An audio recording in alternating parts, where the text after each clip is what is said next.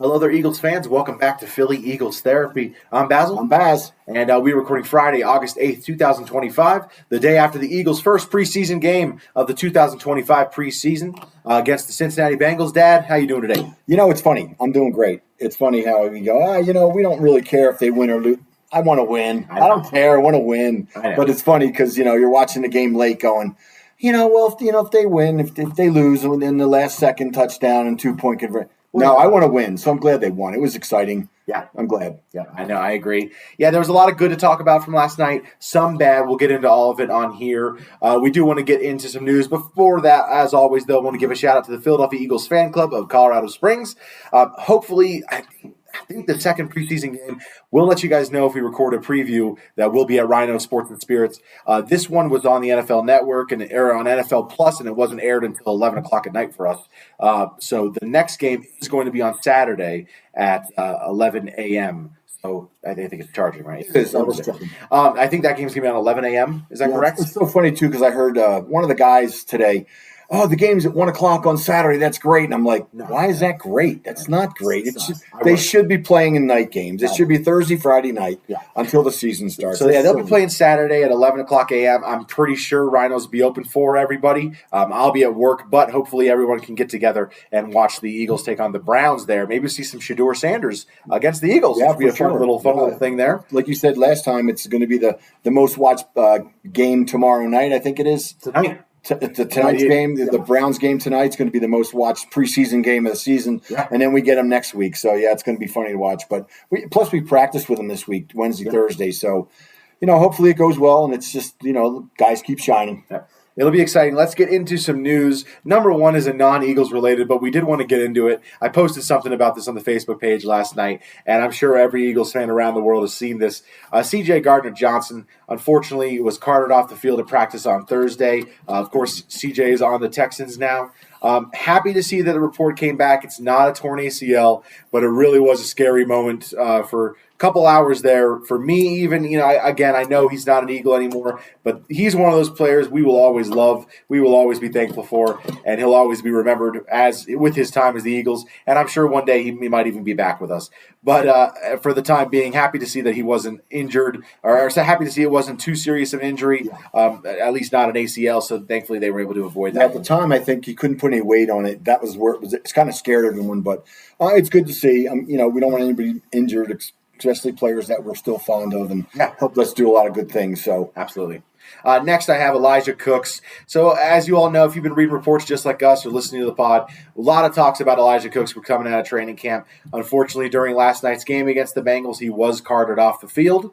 Some other good news, though. Thankfully, it was not a knee injury, not an ankle injury, nothing lower leg. When you think of a carted off, you're like, oh, he couldn't walk. No, he walked off the field. He went to the blue tent, and then they carted him back to the room, to the medical room. And it was a shoulder injury. He's going to be getting an MRI on his shoulder. So still a very unfortunate injury, especially for a guy who is really starting to show his abilities. But it is good news that it's not a knee or an ankle or anything. Yeah, he was one of the players I talked about to watch for the game, along with Darius Cook, and then, of course, Darius Cooper and Johnny Wilson, and those two guys impressed a lot. But, Elijah Cooks ended up with no receptions, but he got hurt on a kickoff. And I know you were saying when you called me, like, why are they kicking off in the preseason? But, I mean, it's part of the game. But it's true. You can't get rid of it. I was just angry at the time. But it's just, to me, it's just – why are we doing the kickoff in the preseason? I don't need that. I don't know. Yeah. It's whatever. But and then let's go into some good news. Jalen Carter listed as number 43 on the top 100 NFL players. So far our predictions are going pretty good. We talked about who needs to be on the list and everything like that. We weren't sure if Quinyon or Coop were going to be there, and they were. And now Carter, as we said, he would be there. He is on there. So in the top 43 players in the top 100, pretty awesome for a guy in his second year. Yeah. Obviously made the second team All-Pro, was a first-time Pro Bowler last year.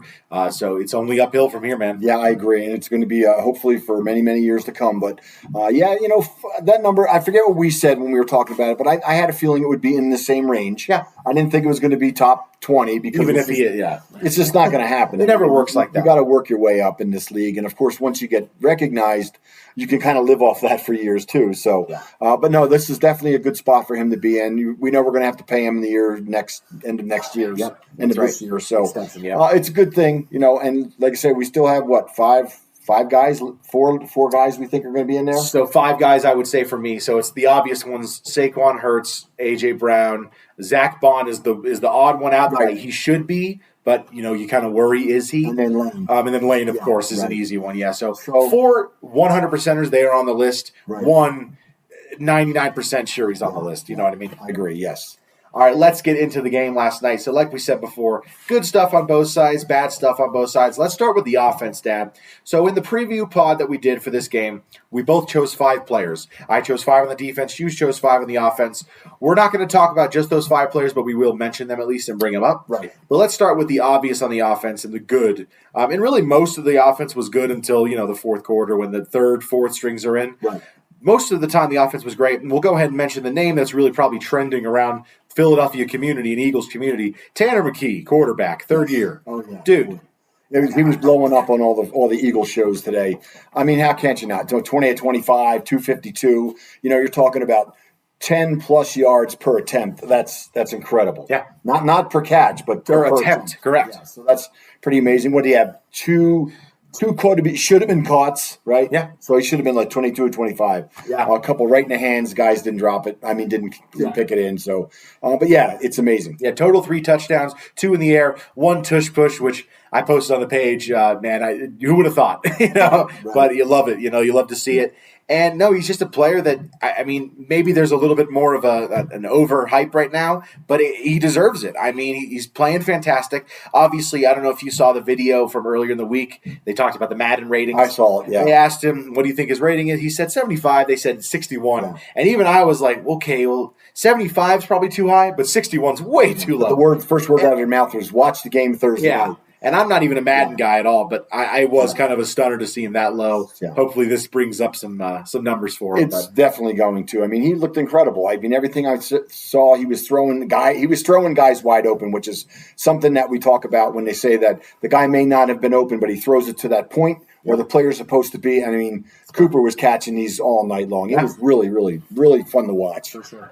And the only bad thing about McKee playing well last night, and really not just last night, he's played well in every preseason. It's his 3rd preseason. He's played well in every one. He's played well in the 2 regular season games that he's played in, 4 touchdowns, 0 picks. Every time they bring him in, he's played well. The only, the downside to that is at some point he's not gonna be here anymore. It's clear at this point that this year he's ours. That's for sure. It's not like, but it does make you think next off season, he's not going to want to be here, and he wants a chance to start. And there's going to be other teams out there that, the NFL, every team is desperate for a quarterback. Yeah. It's the most important position in sports, and every team is desperate for one. And you think at some point, someone's going to be calling for this guy. And you can hold off for a while, but you can't hold off forever. I would not be surprised if they've already got a few phone calls this morning. I mean, I just can't imagine the way he played last night, and some of the other quarterbacks that we see that are starting that just looked really horrendous. Some of and we haven't even seen most. We've only seen 3 or 4 teams play so far. So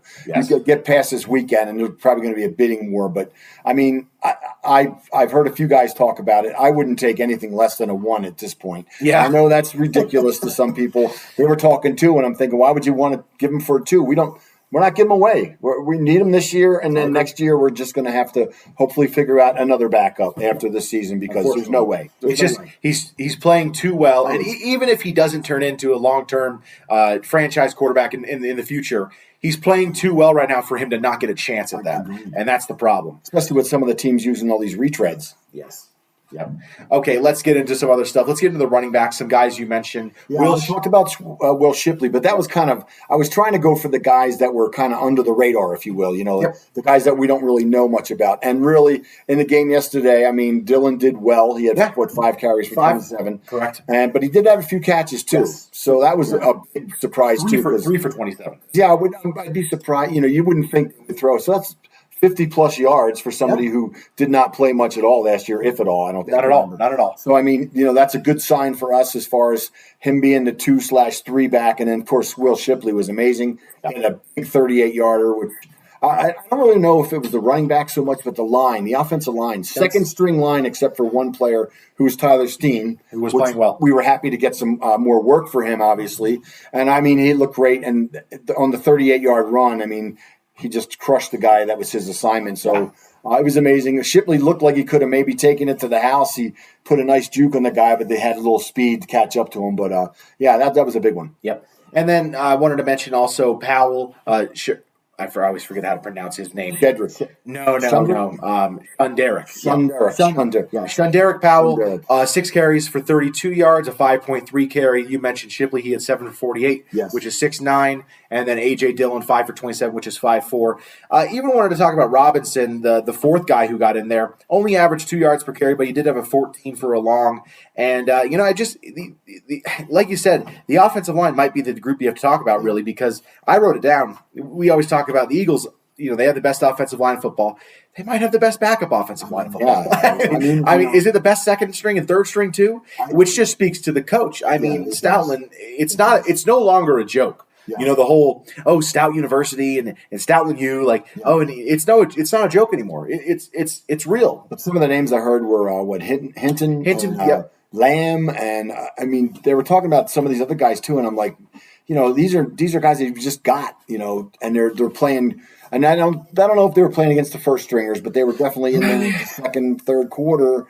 The other team is running their first round picks too out there, so it was pretty nice to see, and it's good that I think I'd heard one thing and I read another. I read there was no false starts, but then I heard on the radio that one of them there was one false. So I don't know where that came from. But I mean, as far as having the 10 practices and you got the second string offense out there and they're not, going off sides, they're not holding a lot of holds. There was a couple holds, but you know what I mean? Like that just shows you the discipline that this team has, not just on the offensive line, but just from top to bottom. They're just everybody's the fundamentals of the game. Yep.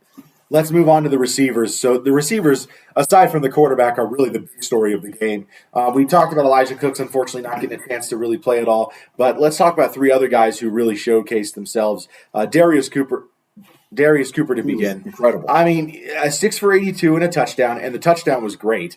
And he was phenomenal. He had a 4th down conversion later in the game. I was going to say that. I don't know how many 3rd down conversions he had, but I know he had a few. Yeah. And I know Tanner had at least 3 or 4 third and whatevers and got the first down. So, I mean, that just shows you the way he's throwing the ball and the way these guys are catching it. But, yeah, Cooper, amazing. On 3rd down, we were only 3 of 15, but we were 2 of 3 on 4th down. One of those was the touchdown. The Tush Push was on, or the brotherly shove, was on a 4th down, and the other 4th down would have been the one of Darius Cooper. But no, Cooper was great, 6 for 82 and a touchdown. Johnny Wilson, another guy who had a great game. Really nice couple really nice catches downfield. A 28, I think an 18 at one point. And is that really? I think that's what I heard. Man, that's just really great.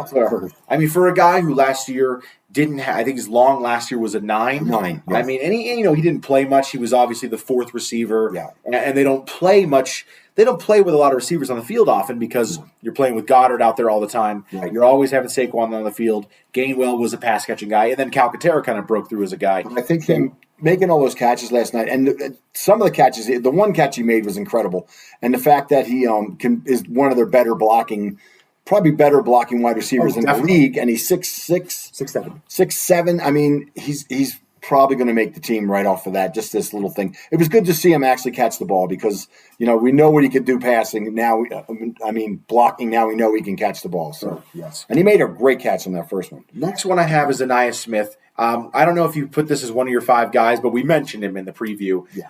Not insane stats. Only 2 catches for 11 yards and a touchdown. But the touchdown, I told you, beautiful. That's a touchdown. That's a play that needs to be thrown every game, twice a game. Yeah. That is a play that needs to be called. It was a quick slant. Anais Smith just doing that at the goal line from the 9-yard line. Why is that not used more? That play has to be called at least twice a game. 2-3-step drop, and it's just that quick pass, and the way he threw it in there. It's funny because they show you more than one angle. They show you the end zone angle on the throw, and the way he just kind of whipped it. And I'm talking about McKee again. Okay. The way he whipped it right there, and it was a no-brainer. You could not catch it. It was right in your basket. Yeah. And then also to mention Anaya Smith, one kick return for 20 yards, and then kind of my play of the game. You could probably say there's some other better ones, but the play of the game is really the punt return. One punt return for him for 46 yards, and that kind of I don't want to say put the game away because again it's a preseason game. Right. They came back a bit and all that stuff. But that kind of at that point, what was it? It was 20. It was 27. It would have been 20-14. We scored, and then we were like, okay, cool, And then the punt return happens, and we score 20, get them 27. Yeah, and it was just great. It was just a cool moment. We took it down to 20, so I mean, it was a huge return. Yeah, it was a huge return. It was a fun moment. It was just a really cool. And it's funny because as a receiver last year, I think he got injured in preseason last year, so he kind of was behind the 8 ball there for a while. But he had over. I think 80 punts in college, 80 punt returns in college. And we didn't really see it last year, and we really needed someone other than Cooper to be replaced. That's true. So, I mean, if he can win that punt and then also be that fourth wide receiver that can make some catches, because I believe Cooper's really showing himself to be a wide receiver. It's funny because now you're struggling. If you're the coach, the offensive coordinator or the head coach, you're struggling now because you're thinking, oh, shoot, we're going to have to keep 6 wide receivers because it's A.J. Devontae, that's boom up there. Yes. And then you got Dotson. And then after that, the 3 guys tonight, Anaya Smith, Darius Cooper, and Johnny Wilson. And it's like, shoot, we got to have 6 wide receivers now. Like this is, one of them could be the punt returner, which would be great. Yes. That's how you want it to work out. But it's a great problem to have. It really is. Yeah. Plus, you said he had a 20-yard kick return too.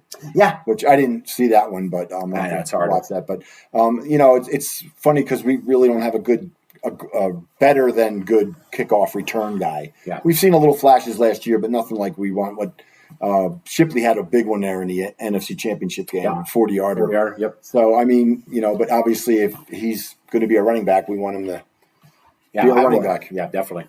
Let's get into some of the bad, just on the offensive side real quick. The other stuff, I just wrote down some things about the quarterbacks. So after Tanner McKee, Dorian Thompson-Robinson came in for a couple series. I put so-so. He went 5 for 8 for 56 yards. Not terrible, not amazing. 2 rushes for 0 yards. It didn't get anywhere on there. He had a 24-yard pass for a long, which was, it's good to see him able to do that still and everything, especially with the competition for the third string.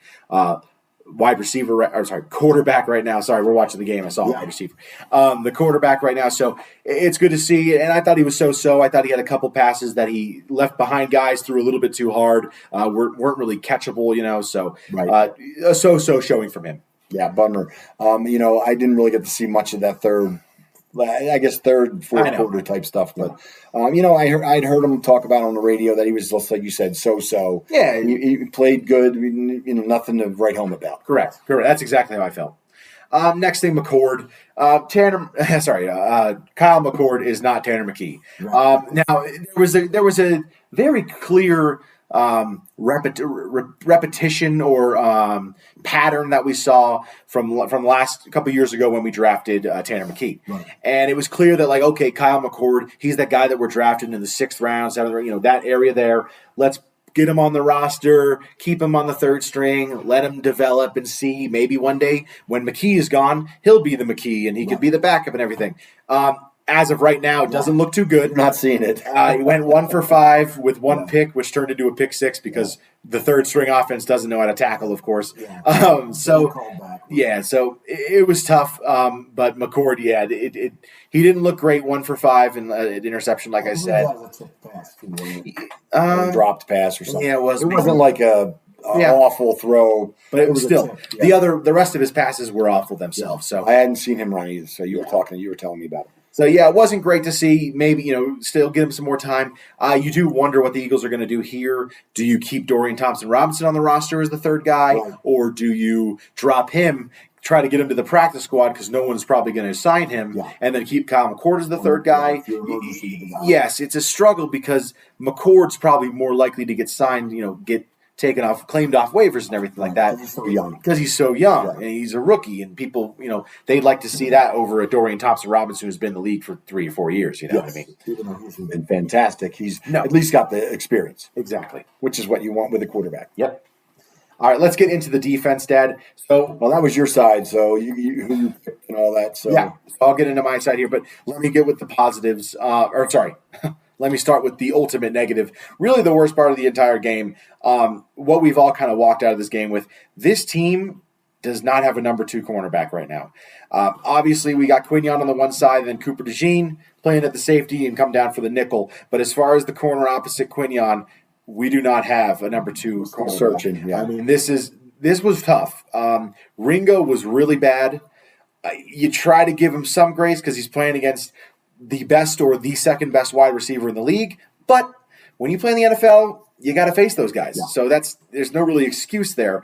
But Adoree Jackson also didn't play too well. Had a couple tackles here and there, but I thought both of those guys got worked yesterday, and it was really not fun to watch. I've seen out of position, and it also just took bad angles to their back. And like you said, on the one play where Sidney came flying in to help with coverage, and if Ringo had been a little bit more aggressive, the right angle, they could have got him. Kind of blown him up for a loss. But I mean, he slipped away and took it off down the sideline. So it was, from what I'd heard and what I'd seen, it's not good. So and the other thing is, you try to give grace for not just that they're playing against one of the best guys, but also it's the preseason.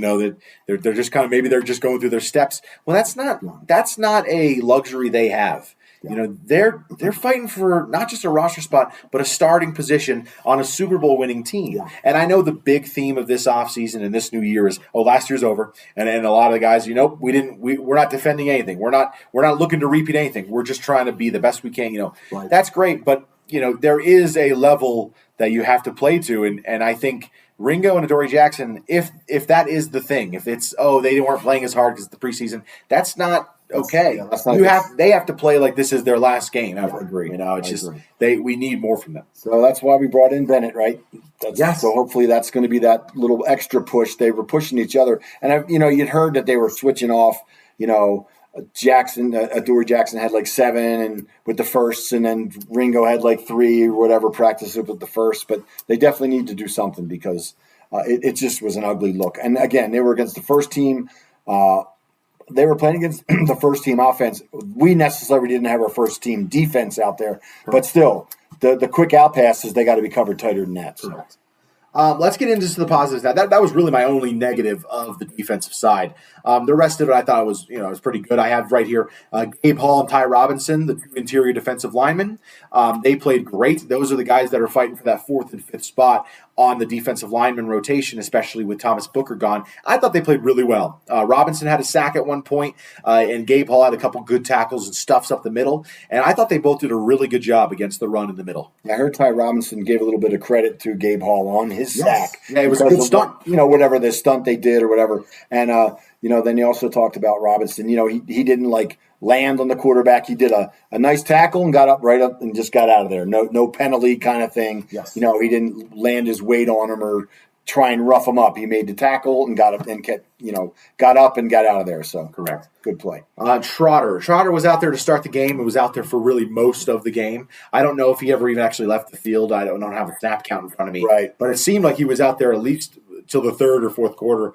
I thought he played well. I didn't see any bad plays by him. I didn't see any out of position. I know the big knock on him is that he's kind of an undersized linebacker, but so is Nakobe Dean. We saw what happened last year, and I thought he did a really good job. He had the green dot on him, and I thought he looked really good, and I thought he played really well. I'm glad to hear, again, just getting all the reps he's been getting with Vaughn being down with the back and then Kobe out. He's getting a lot of work for a second-year guy, which is what we want to see. Just get him better and better so that we can, have 3 or 4 backs that we know that we can stick in there when we need to. Yep.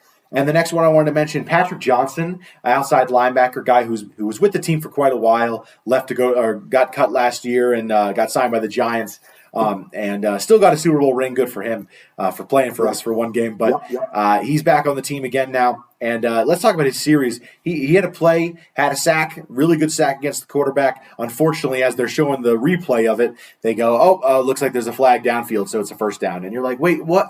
And that's the problem with preseason. There's it's not cameras aren't great. The coverage isn't amazing. And it's okay. It's fine. But it is a little frustrating. But After that sack gets wiped off the board, he has an incredible, controls the tackle and really pushes him where he wants to go, then drops back, knocks the ball, and gets an interception, and tries to take it as fast as he can to get a pick six. But he was motoring. He wanted it, man. He did. He looks to be in great shape, too. He's not heavy set at all. He's pretty thin, he looked really good. Patrick Johnson was the guy. He drafted out of Tulane in the 7th round in, I think, 21. He was the guy that when I first saw his college highlights, I immediately thought he looked like Brandon Graham. Like the way he played, I was like, oh, man, he really reminds me of Brandon Graham with his size, his movement, the way he gets around a guy. Yeah. I think he has gotten a little bit smaller than that probably now because BG was a big dude. Yeah.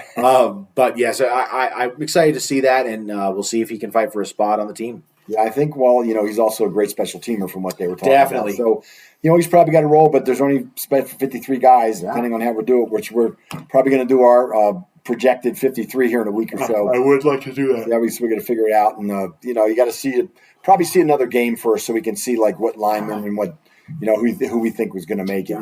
Tight end's going to be a tough one. We don't know who's going to be out there and have running backs, who are they going to keep, so... Let's get into my 5 guys here. I'll go through it pretty quick. Number 1, Jalen Hunt didn't play. Pretty disappointing. I'm in a different thought than a lot of people probably are. I think he's a little bit overrated right now, it seems like. I understand he was heavily, praised, and that's great by all the guys and Mailata, and that's awesome. But he has not played enough to not play in the preseason. I really believe that. We talked about it. He only played 23 snaps in the Super Bowl, and how much of that was mop-up duty? You know what I mean? After a blowout was happening. So you really – I just don't think he should not be playing in the preseason. Yeah. So I was kind of on the other side of the fence when you brought that up yesterday when we were talking about it. I thought I would have liked to have seen him play some.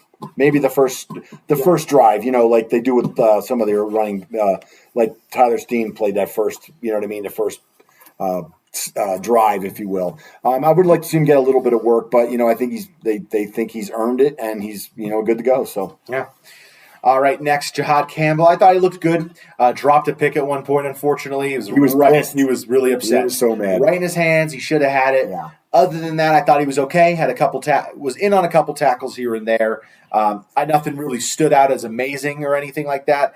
So still kind of give him a chance to get into it. But I thought he played well. Yeah, he's still playing a little bit hair on fire, if you will, for me. So hopefully he learns to settle down a little bit and kind of work himself in and not to get too crazy out there. But it's good to see him. He's way ahead of schedule. They said he wasn't going to be out there. Now here he goes, first preseason game, so the shoulder must be doing good.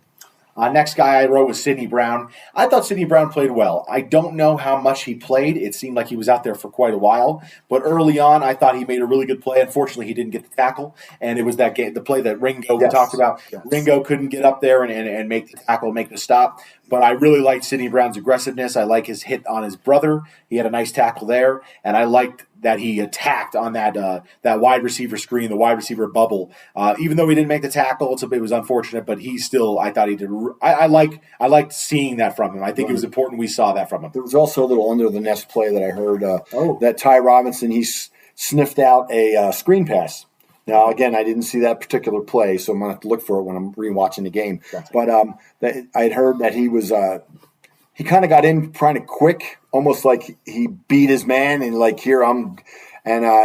wasn't that. The guy kind of let him in because he knew it was a screen, and he kind of stopped himself and went out into the flat, so he was there for support. But they also mentioned something about some of the lineman coaches. They say if you get in there, you're not that good to blow by one of these guys. So if you do, heads up, something might be happening, like a pass behind you, or one in the flat. So for a rookie, he made it up. Mora Ojomo did not play. That was a bummer. Same feeling I have with Hunt. I know he's having a great practice, training camp and everything. I don't know if he's earned the not playing at all in the preseason. Similar to Hunt, just a series. Here, Series 1, Series 3. Something like that. I just think you got to have something to show me a little bit more of him. I don't think he's earned not playing in the preseason. I agree with you. Last one, Josh Uche, one of my last guys. He played quite a lot the first first quarter or first half, I think. Nothing really to speak of. I thought he had two pretty good plays. One got really close to the quarterback. It was the stack that Ty Robinson had. So Robinson got there before he did. And then he had a pressure a little bit later on when the pocket collapsed and made the quarterback throw it away. So, it was good to see. Yeah, I had heard, again, this is just listening to the local reporters or whatever talk about it, a little bit disappointed in both Uche and Adoree that they just weren't a little more impactful. Yeah. But it's game one. So. Yeah, it's game one, and how much did they play and how much did they throw. Exactly. And you have to remember the other thing. When they were playing and they're playing against that first-team offense, the most important thing for the Bengals yesterday was protecting Joe Burrow. They probably told him before the game, hey, you can't get sacked at all. There's the Patrick Johnson sack right there. Okay. So we're about to see the pick. That was a beautiful. We're watching the game right now as we record. Yeah, that was a great sack. It was a great sack. He looked like Nolan Smith coming around the end there. Yes. Let's get into special teams. Just one note. Jake Elliott, horribly muffed a 55-yarder. And it creeps back into your mind. Last year he had a bad season, and then he got to the postseason and he played really well. He did great in the Super Bowl. He was amazing, 8 for 8 on his kicks. He was awesome. And it kind of made us forget. It kind of does. A Super Bowl heals everything. I mean, we've talked about this before. The collapse in 23, the pain of it's gone because of that Super Bowl. So much is erased because of that, and that's kind of how it felt. But this is starting to kind of make you fear again. Yeah. What's Jake Elliott? Is Jake Elliott? Is he? What do we do? Yeah. What do we do here? Yeah, he got off the hook there because they were offsides or something. So yes, it got waved off, so it's not part of the stats. But a bad shank. It was. It was really upsetting.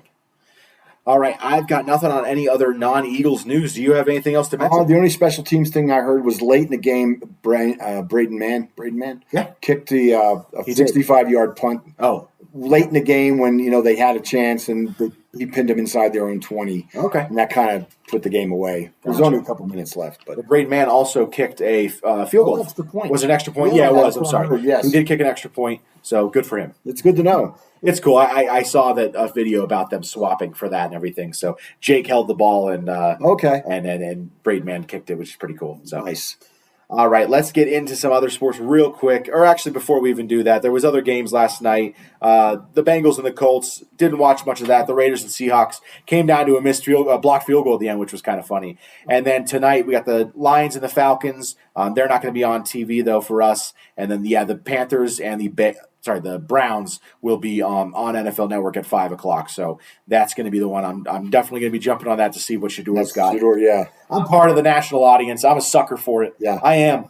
That's cool. Yeah. So I was working up at Folsom Field today, which is where the Buffaloes play the Colorado State football team. So I was on Colorado State. University of Colorado. Yeah. So I was up there working, and could see the field. It looked pretty good, and it's just kind of cool because Shador's there, and there's a lot of hype. Well, it's cool for you because you're like, oh wow, I'm 3 minutes away from Deion Sanders right now. Maybe you know what I mean. Like if he's there, it's kind of cool to think. Yeah, they're reworking the booths with new carpeting and getting them ready because they have the nice office. Booths for your game there. So they got the number one high school recruit quarterback is going there. So that's pretty cool. Good for them. All right, let's get into some other sports real quick just to touch on. The Phillies going 65-49 right now. They're in Arlington tonight taking on the Texas Rangers. Christopher Sanchez is on the mound. Sanchez had an incredible season so far. 10-3 with a 2.4 ERA. He's been playing phenomenal. Everyone in the starting lineup should be available for us, so we should have a pretty good lineup going tonight. Looks like everybody's there. So yeah, good stuff there. I'll try to catch that game as well, but I might be busy at that point. I don't know. We'll see. The Union 15-5 still. MLS was on a little bit of a bye there, so they're coming back to play on August 9th. So there's a tournament. They're playing in the league. Correct. So tomorrow we'll be back to regular scheduled, and they'll be taking on who is this right here? Toronto FC. So in Philly. So nice thing for them there. Anything else we got for me, Dad? No, we're good. I think we hit it all. All right, let's say our goodbyes. You can follow us on Facebook, Instagram, or TikTok. If you like Philly Eagles Therapy, do us a favor, rate and subscribe wherever you get your podcast. If you're watching on YouTube, please drop us a like and comment down below. Drop us a subscription. Subscribe to us if you haven't already. We've got the boxes here showing a subscription over there and a video above my head right now, I think. Should be our Super Bowl recap that's showing above my head. Take a peek at that and see if you have some fun listening to that. You can email us any questions at phillyeaglestherapy@gmail.com. But other than that, from all of us here at Philly Eagles Therapy, I'm Basil. And I'm Baz. Go Birds. Fly, Eagles, fly.